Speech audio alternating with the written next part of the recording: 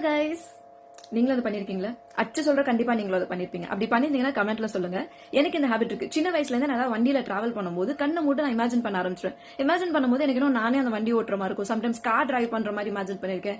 ஏன் நான் ஃபிளைட் ஓட்டுற மாதிரிலாம் இமேஜின் பண்ணிருக்கேன். அது மாதிரி ஃபன்னா ஜாலியா இருக்கும். நீங்க வேணா ட்ரை பண்ணி பாருங்க. எப்பயாச்சும் ஆட்டோல போகும்போது கண்ணை மூட்டு சும்மா ஒரு 10 செகண்ட் அந்த கிரில்ல மட்டும் பிடிச்சிட்டு உட்காருங்க. ஏதோ ஃபுல் ரோலர் கோஸ்டர் ரைடே போன மாதிரிலாம் இருக்கும். நம்ம டிரைவர்ஸ்லாம் அப்படி வேற ரகம்.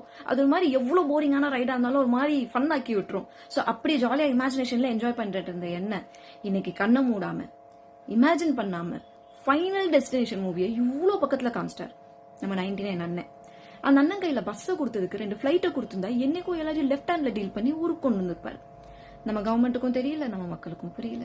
பட் இதுல இருந்து உங்களுக்கு நான் சொல்ல வரது என்ன அப்படின்னா, லைஃப் போரிங்கா தான் இருக்கும். நீங்க அதை போரிங்கா ட்ரீட் பண்ற வரைக்கும் லைஃப் போரிங்கா தான் இருக்க போகுது.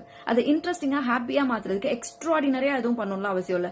சும்மா கண்ணை மூடிட்டு சின்ன வயசுல பண்ண மாதிரி ஒரு 10 செகண்ட் உங்களுக்கு பிடிச்ச விஷயத்தை யோசிச்சு பாருங்க. லைஃப் பியூட்டிஃபுல்லா மாறிடும்.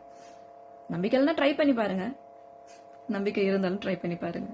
Till then, keep supporting. Bye bye.